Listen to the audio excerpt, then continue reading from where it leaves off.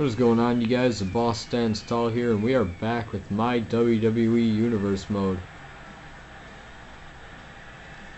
And normally at this point I would talk about this match up ahead, but I'm not gonna do that. I'm just gonna let you.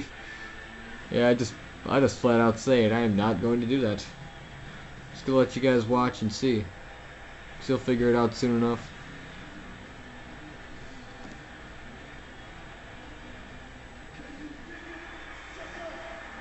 Yeah, these guys, of course, new unified tag team champions. I don't really need to say unified because these are the only belts. There's never been anything else besides those unified belts.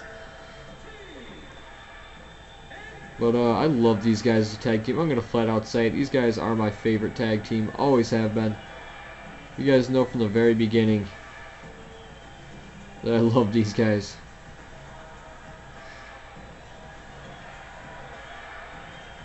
And yeah, their Cinderella story was complete at WrestleMania when they captured those titles from the champions. I believe they were the Road Warriors. And now their opponents tonight. This is kind of like a rematch from their very first match as a tag team, because these guys faced these two, Jack Swagger and Michael Cole, and the stipulation was, I don't even need to remind you guys of the stipulation. It was that if these guys, if Booker T and Jack Swagger, what am I saying? Booker T and Bookdust, if Bookdust beat Swagger and Cole, then they would go on to be a tag team and wrestle for the tag team champions, which we all know they successfully did. But if they lost, Booker T would take it to singles competition, start chasing that European title, and Goldust would flat out retire. I mean, he'd retire from the ring forever. And yeah, obviously that didn't happen. Obviously these guys made a successful defense, and they beat these guys the first time.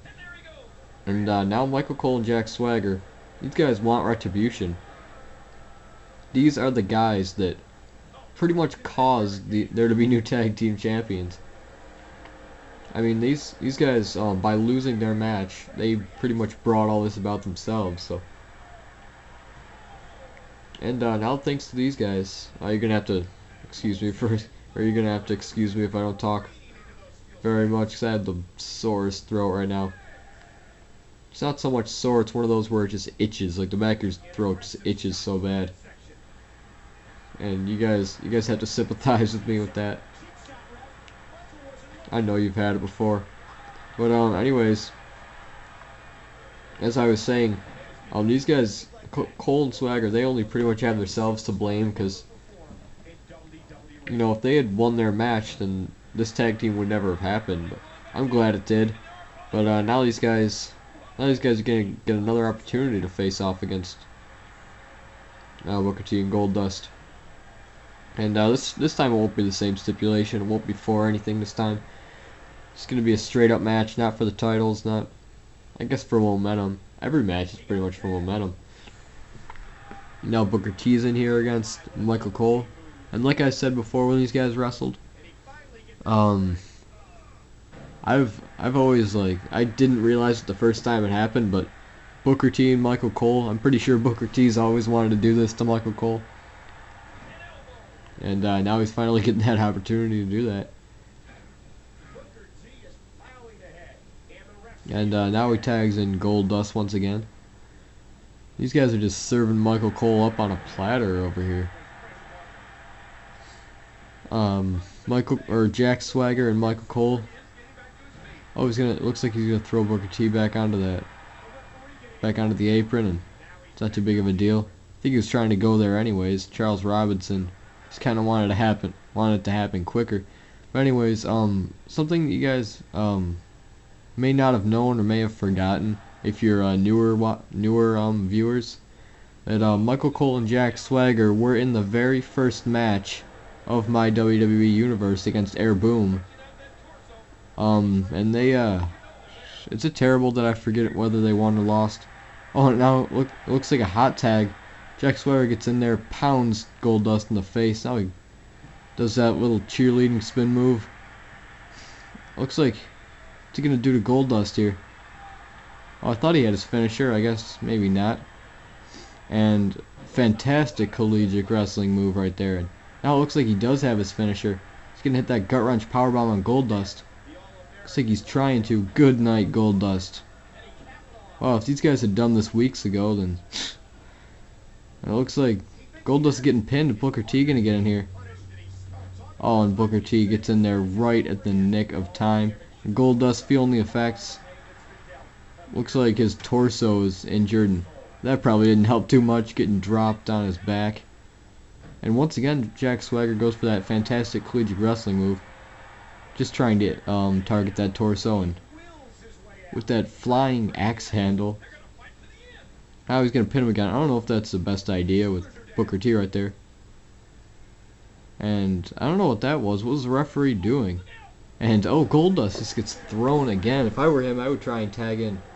Oh no, not you, Jack Swagger. I was going to say if I were Goldust, I would try and tag in Booker T. And that's what happens when you tag in Cole, I guess. And looks like he's going to follow my advice. Over there and tag in Booker. And the fresh man's in. And the not so fresh man is also in. Michael Cole looks like he's also feeling the effects, and now his head's got to be hurting pretty much. Or pretty badly. Oh, and Booker T pounds Michael Cole right out of that ring. Now he's just going to stare down Jack Swagger. And he tags in Goldust. I don't know if that's the smartest idea, but I guess I'm not going to argue. And both these guys are pretty... Oh, the curtain call by Goldust. Oh no, what is this? What's he going to do here? Oh, it looks like he gets it reversed on him. That means Michael Cole has his finisher. And he's going to go tagging Jack Swagger. Maybe he wants Jack to powerbomb Goldust again. And looks like this match, if these guys are smart, they would probably have Booker T and Jack Swagger in there, since those are the guys that are really the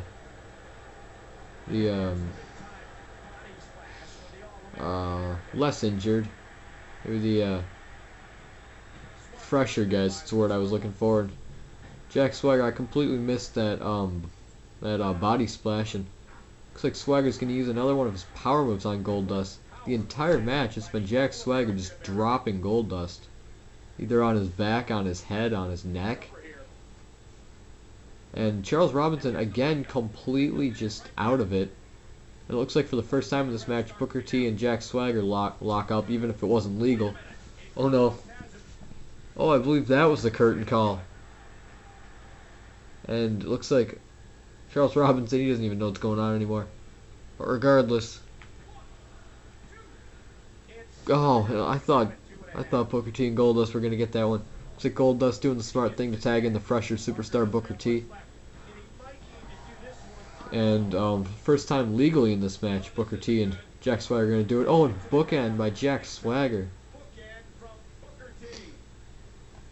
And Booker T's going to pin him right here. 1, 2, and 3. Booker T, Goldust pick up the victory. Our tag champs once again beat Michael Cole and Jack Swagger.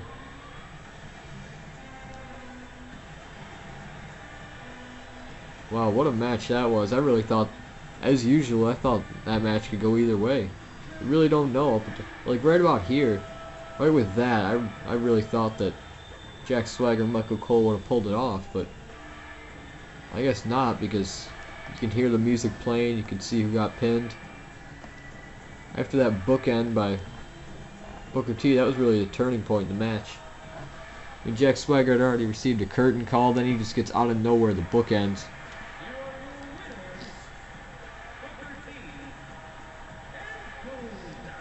And what a match that was. But stay tuned, you guys. Don't turn it off now.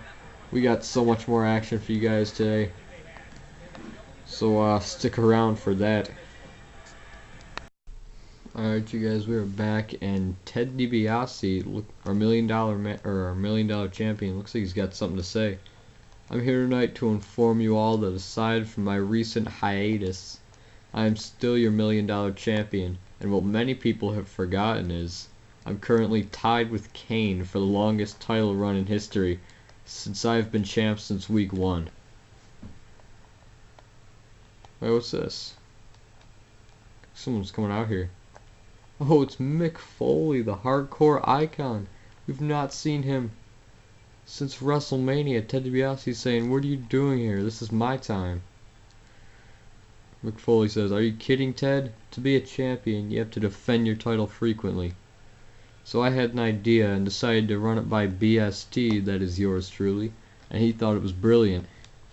I told him that I had an idea for a new title called the television title. See, the thing about this title is it would be defended every week. Your title, if I win, then it becomes... Oh, wait, I forgot a whole part. Excuse me, you guys. Mick Foley's just challenged Ted DiBiase to a match at Extreme Rules for his title. And he says if I win, then it becomes a TV title and it will be mine.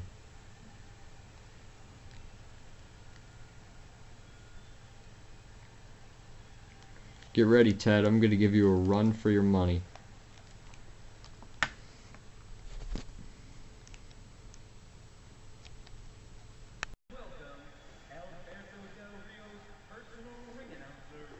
Alright, you guys. Well, I truly apologize for that promo. But in case you guys didn't understand, Mick Foley, he came to me the other day with this idea, but a new title called the television title. And the thing about the title would be, it would be defended every week on either Raw or SmackDown like the original television title was. And also the TNA one currently is. And well, he said he figures that, you know, Ted DiBiase, he's calling himself a champion. He's got to put his money where his mouth is. No pun intended. And so he figures that he actually challenged Ted DiBiase to a match at Extreme Rules. Of course, it will be an Extreme Rules match, ones that Mick Foley is best at. And if Ted DiBiase wins, then he keeps his title, keeps his $1,000,000 title, and I guess he could kind of be considered a champion then. But if he loses and Mick Foley wins, then he gets Ted's title and changes it to the $1,000,000 title. Or not, I'm sorry, changed it to the television title, and same rules apply. It will be defended every single week here on either Monday Night Raw or Friday Night SmackDown. And there could be a new champion every week. We really don't know. That's the beauty of the title. And so Alberto Del Rio here, he has not wrestled a lot, but he's really gonna get a chance to prove himself tonight. Really didn't get that big of an intro because I had to explain that, but his opponent tonight is on quite a roll, to say. Yes, there he is. He is the longest reigning champion, despite what Ted DiBiase says. He is the longest reigning champion in the history of my WWE 12 Universe mode. And I don't know if they're trying to show Alberto Del Rio there, but yeah, you know, Ted DiBiase, he's not really considered a champion because, you know, that belt isn't, it's not a certified title belt. I don't know what you could say. It's not a registered title, so he's not really considered a champion, and he doesn't defend it, so I don't think he wrestles, period. But yeah, so we're gonna actually make that a title. We're gonna make that a real title, and you know, if Ted DiBiase wins, he gets it. Mick Foley wins, he gets it. Makes it a television title, or does whatever he wants with it. But we're gonna get into this match right now. Alberto Del Rio's really got his work cut out for him here tonight against Kane, who is just, oh, you see that? He's just so powerful. He's just been on such a roll lately, just beating everybody that comes into his path.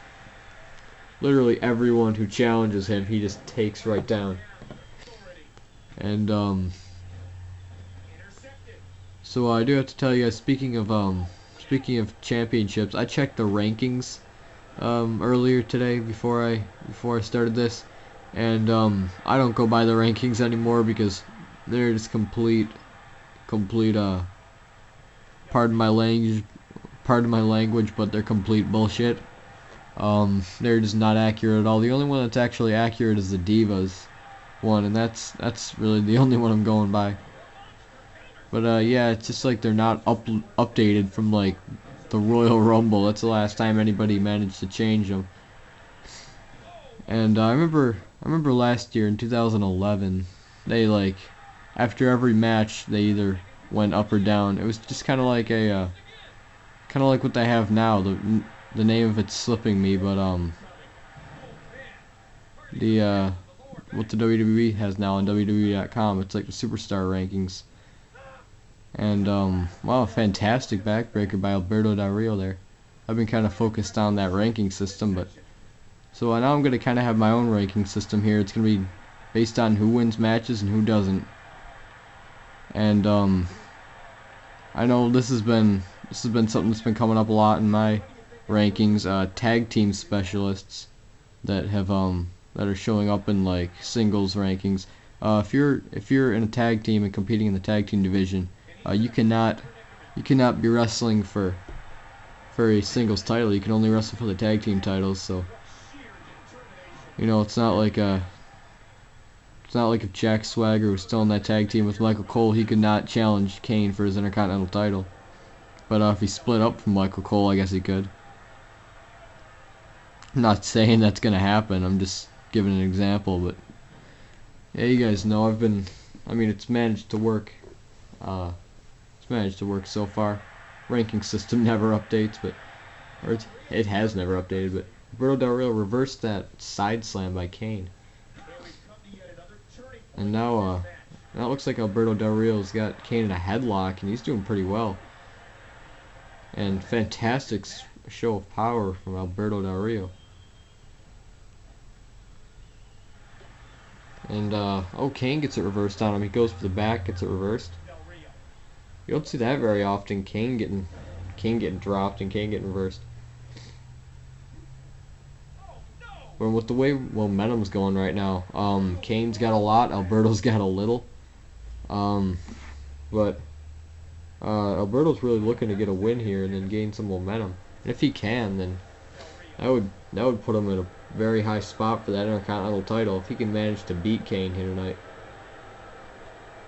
But with so many superstars trying, so many failing, it's not a huge chance that Alberto's going to be successful. Except he is doing really well so far against Kane here tonight. Either Kane's just off his game or the Big Show's coming out. Oh, and Del Rio just drops Kane. It looks like he's about to hit his finisher on Kane right here. And looks like the cross arm breaker. Oh, but Big Show's distracting the referee. Looks like he's on Kane's side. And Kane just gets out of that cross arm breaker. And now he's just pounding Alberto Del Rio. Big Show gave him just enough time to capitalize, just kind of get out of his slump there. And now you see that double choke slam to Alberto Del Rio. Oh, and now he's got that signature side slam. Oh no, it's gonna be that signature DDT that Kane does. Oh, maybe not. Oh, and a choke slam by Kane. I thought he did a DDT for some reason. Or was that Scott Hall? That was pretty much everybody else. Looks like Alberto Del Rio reversed that, even though it doesn't look like he's in very good shape. And Kane, we all know he's so durable. He could pretty much take anything and still get up. As we saw in his match with Kevin Nash a couple weeks back in that Inferno match that he managed to win and hold on to his title. It was a week after WrestleMania. And that was truly an awesome match. I was on the edge of my seat. I thought Kevin Nash might have had it. But Kane pulled it out. That looks like Del Rio. He's, after that chokeslam, he's really recovering well. But it looks like if he's not careful and he gets another big move, he could pretty much just go down. But Kane has really been off his game lately. I don't know what it is. Del Rio's like the last guy that I would think would be able to beat him. I just wanted to get Del Rio on programming. I wanted him to wrestle a little bit. Just to remind you guys that he's still on the roster. Oh, Del Rio just gets dropped. And, oh, Kane's just stomping on his arm. Looks like he's trying to get some revenge against Del Rio for that cross arm breaker earlier. It's going to be pump handle slam. Just tossing Del Rio all the way across that ring. And these were the big moves that I was talking about. If Del Rio takes too many of these, he's going to be down, or he's going to be done. And he cannot be 100% after that throw. He just got tossed in that ring, but then Kane gets a gut buster right there. And it looks like Kane reverses that power bomb. I think it was going to be power bomb, and Kane puts the elbow to Del Rio's head. Is he going to try and pin him here after that elbow? And it looks like he's going to try it. 1, 2, and once again, Kane manages to pull out the win. Even though this was not for the title, still gets a big win.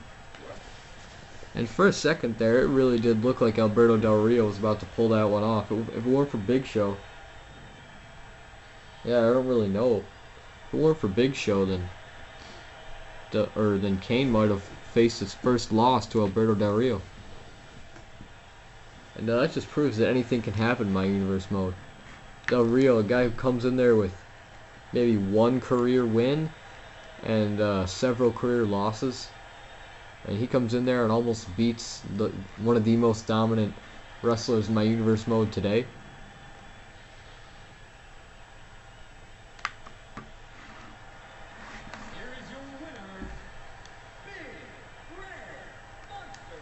And regardless, there you see Kane's hand raised at the end of the match, and that is all that matters. Alright, you guys, our third match of the evening. We have all seen this man before. He was on last week. He was very dominant in his match against Zack Ryder last week. He of course beat Zack Ryder down pretty badly to get the win. But something did happen in that match. He was attacked, or not attacked, he was John Cena actually interfered in his match, and I don't know, I could not tell you guys why. Maybe it was just a way to, get on television, or maybe I don't really know what John Cena was thinking. Maybe he just wanted to get in that spotlight again by attacking someone that he thinks might be a threat to him.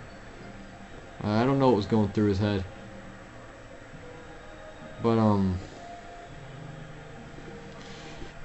yeah, even though John Cena is not wrestling Lord Tensai tonight, Lord Tensai still will get an opportunity to prove himself here tonight against an opponent that was already in the ring, John Morrison.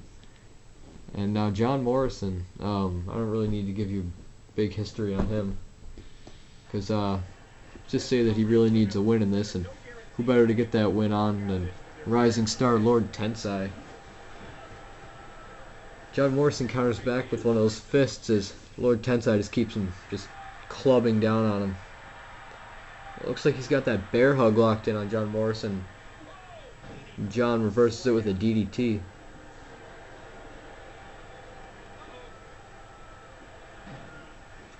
And white Russian leg sweep there by John Morrison. John Morrison, we haven't really gotten to see him in singles competition too much, but so we don't really know how good of a singles competitor he is. But like I said, this is the perfect match for him to show us what kind of a singles competitor he is. Even if he doesn't win this match, if he does well in it, if he does reasonable, like better than Ryder did last week, then he could have a career going for himself. But if not, then he may end up like Ryder, not getting booked too much. And now it looks like, oh, fantastic neck breaker to Tensai right there. And Tensai gets up from it pretty quickly and again lands those clubbing blows on John Morrison. Morrison reverses it into the headlock and again going to the back, and Looks like he's just gonna drop Lord Tensai right in his face.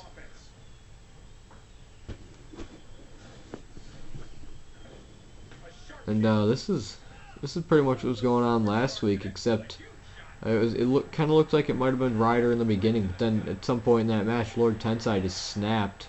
And then he just, wow, what a alley-oop bomb right there, what a power bomb right there.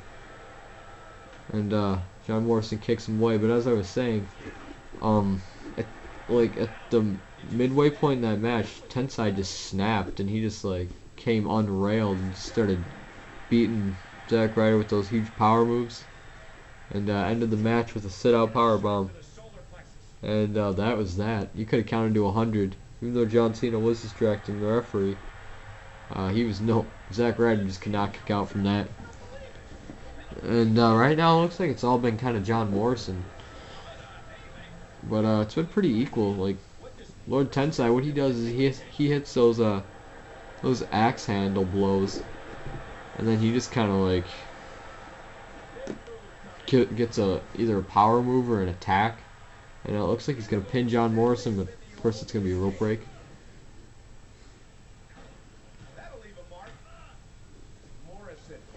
And Lord Tensai can be called a rookie in my universe mode, but I guess so can John Morrison.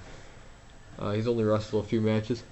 But Lord Tensai, he's really made a huge impact for a rookie. I mean, he made enough of an impact that former Attitude Era World Champion John Cena felt like interfering in his match just to prove a point, just to kind of make a name for himself. I'm not gonna say make a name for himself because he kind of already has, but he hasn't been on TV a lot, and I want to see if I purposely didn't make these guys, or I purposely didn't make Tensai wrestle Cena tonight, mostly because I wanted to see if John Cena would interfere again, take this any further, or if that was just one stupid thing that he just felt like doing. What is this? The Miz is coming in here? It looks like John Morrison gonna be down here. Oh, and Lord Tensai, fantastic German suplex with ease, just throwing Morrison on the floor. Oh, it looks like Lord Tensai is gonna hit that. Gonna hit that move that finished off Zack Ryder. Oh, it looks like it is that sit-out power bomb that put Zack Ryder down for the count last week. Is he gonna do the same to John Morrison? 1, 2, and 3. Lord Tensai gets the win. The Miz looks pretty happy about that. It looks like he was trying to interfere on Tensai's part against John Morrison. But right there you see that torture rack-like maneuver. The shock treatment, as it's sometimes called. And right there you just saw that again, like a shock treatment. And right there, that was the end after those power moves. Like I said, Tensai, he comes unhinged and you cannot stop him. He just comes unglued. And yeah, you know, like we saw there, he just completely beat John Morrison down and pinned him. And once again, we see Lord Tensai with his hand raised at the end.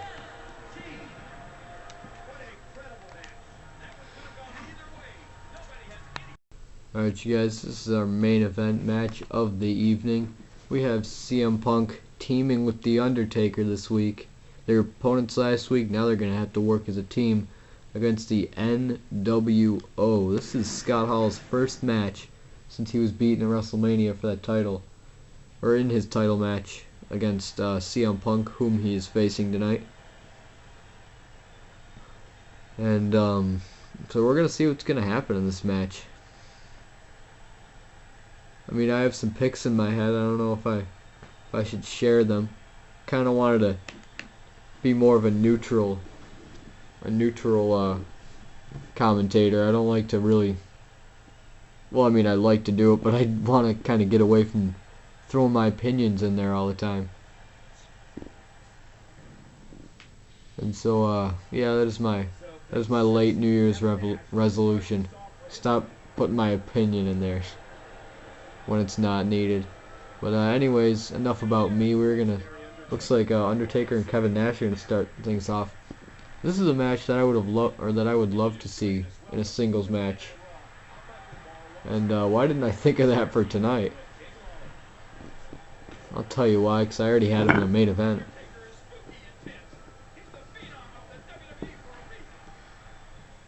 But if you're asking if there's a rhyme or reason to this match, there is not. And that is the beauty of it. There's a lot of high-profile guys that deserve to get booked more, and so that's what I'm gonna do. I'm gonna book them more. And this is, like I said, Scott Hall's first match since he got beat. He really needed to get on TV more. The NWO really needed to make an impact. But unfortunately for the NWO,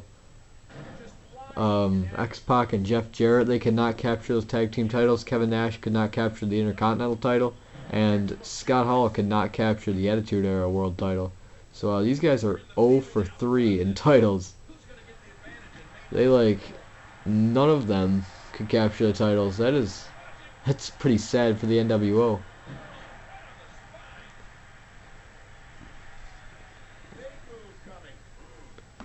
But as for titles for these other guys, we all know CM Punk is the current champion, and the Undertaker, as many of you may know, former undisputed champion for SmackDown. He's recently came to Raw. Actually, he came to Raw, and after CM Punk's match with Evan Bourne, he just chokeslammed him. Just showed up from out of nowhere and chokeslammed him. Actually, last week, for absolutely no reason, the Undertaker came out.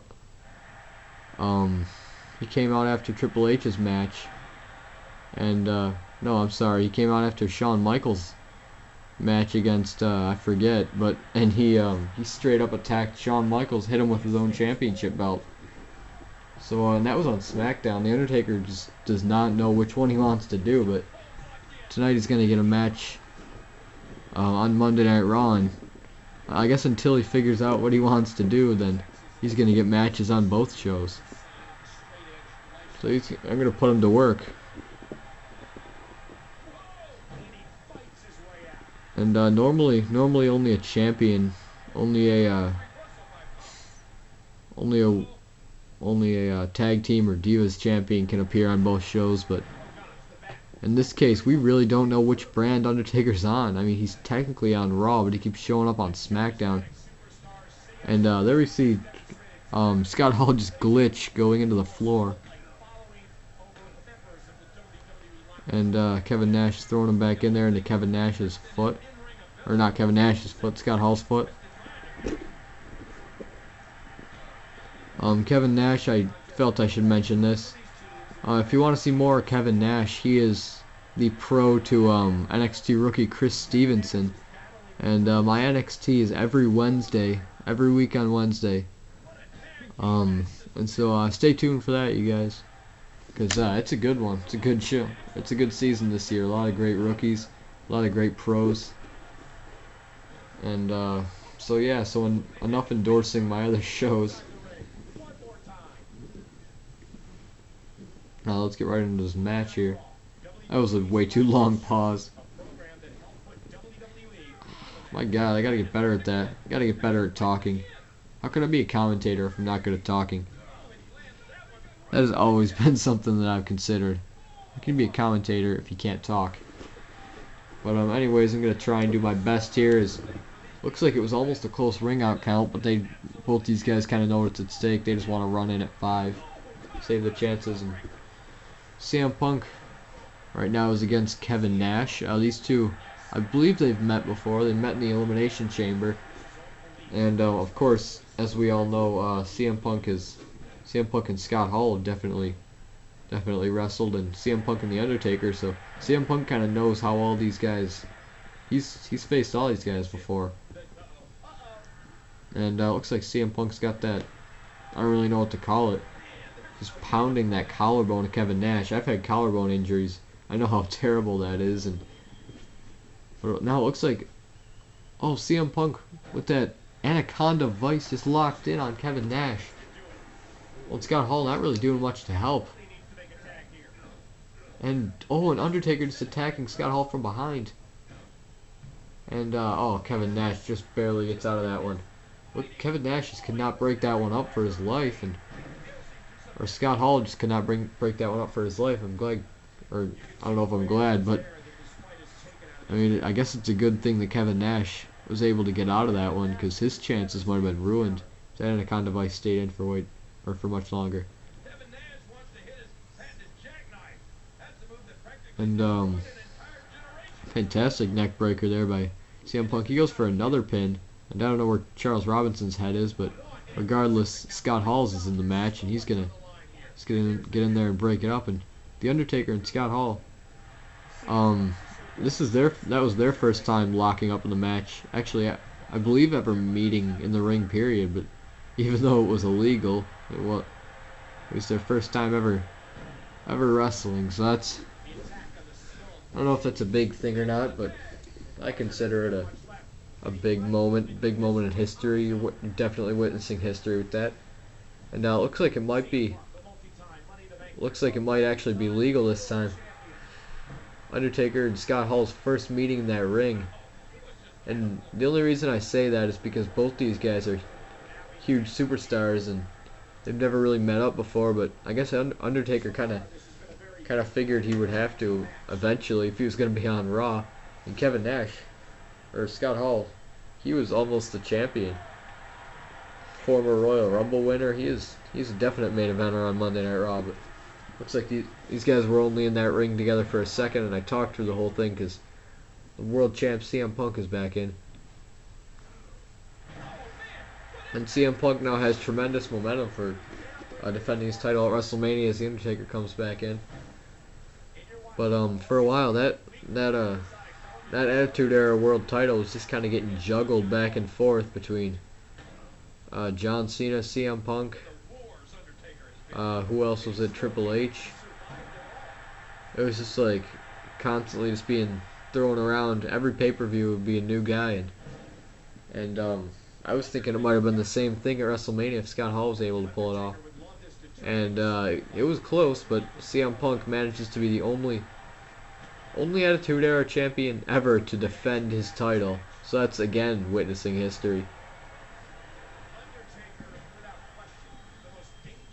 But kind of got off on a tangent there. We're gonna get back to this match.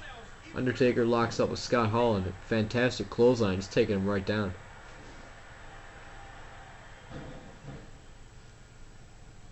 And now we've seen that front flip a lot by Scott Hall. It doesn't, I mean, it's not like it's effective or anything, but like it's kind of a move that only Scott Hall does. So he just kind of front flips on him at the most random times. And that neck breaker didn't look like it did much, but I guess I'll take Scott Hall's pain for it. Take his word for it. I didn't really know how to say that, so I'm just gonna say it like that. Take Scott Hall's pain for it. But that drop kick didn't look like it paid off too much. It looks like he just kind of got dropped on the ground and throws him over there to tag in CM Punk. I have to say, CM Punk and the Undertaker, these guys could be the next big tag team. These guys are doing amazing in there together. I mean, like, I know these guys have had their differences in the past, but I really think that they should just after CM Punk loses that title, maybe think about some tag team careers. Oh, and that patented DDT by Scott Hall. I guess you could call it the Razor's Edge, even though. But Undertaker gets in and easily stops that one. And I didn't even notice, but I guess CM Punk and Scott Hall are now feeling the effects of the match. And CM Punk for good reason. I mean, he just took that DDT that we don't see many people get up from. Oh, and speaking of DDT, nice tornado DDT right there by the champ CM Punk. And he's gonna hand him over to the Undertaker now, and that's probably a smart decision since CM Punk looks still a little rattled from that DDT, and you know Undertaker's fresh. So speaking of DDT, once again, every time I say DDT, someone's got to give somebody else a DDT. But wow, what a combo right there by Scott Hall. And Scott Hall doesn't even look phased. I mean, he's been in most of this match, and I mean he's still out there like new, and I guess that's one of the qualities of a main eventer you gotta have. Well, Undertaker, he's definitely a veteran of this game, and he was about to hit a tombstone outside that ring, but Oh, it looks like he's gonna hit it again. I was gonna say CM Punk stopped it the first time. Oh, a tombstone outside of the ring. By Oh, I thought he was gonna maybe get a ring out count, but it looks like now the NWO is kind of ganging up on the Undertaker right there. And now it looks like Scott Hall is definitely feeling the effects. If he wasn't before, then he is now. Oh, and Scott Hall flips Undertaker right over his head. Yeah, I wouldn't be taunting right now, Scott Hall. And Hall just hits that elbow. Oh, he hits that signature move, but Undertaker easily just gets back up from it. And, oh man, Scott Hall, is he going to hit that? Oh, he's going to hit that DDT. Patented DDT right onto... Oh, and Scott Hall just serves CM Punk up. Is the NWO going to claim this victory over the Undertaker and CM Punk? 1, 2, and 3. The NWO gets it. Wow, what a match that was. Scott Hall kind of redeemed himself there because, I mean, he basically beat CM Punk. He and his partner Kevin Nash. Now these guys are a tag team, I've got to say. Kevin Nash was the power. Scott Hall was the technique, and he was pretty durable throughout the whole thing. I mean, you can't really be feeling too good after getting tombstoned onto the concrete floor out there. Or there's mats, but still. And there you see the NWO holding their hands up in victory. These guys, as a tag team, that was their first match, and they seem to do really well. Here we see, that's probably the best photo op ever right there. And that's it for me, you guys. Boss Stands Tall is out.